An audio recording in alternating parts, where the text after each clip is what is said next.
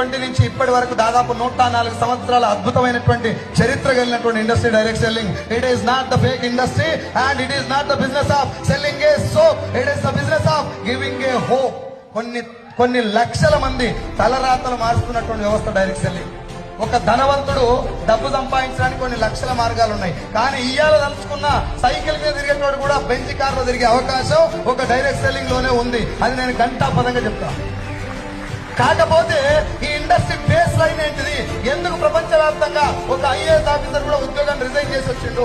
ఎందుకు ప్రపంచవ్యాప్తంగా ఆయమ్మ దగ్గర నుంచి మొదలు పెడితే ఇళ్లలో పనిచేసే పని మనిషి కూడా ₹1,00,000 వచ్చే అవకాశం ఇలా ఎట్లా ఉన్నది?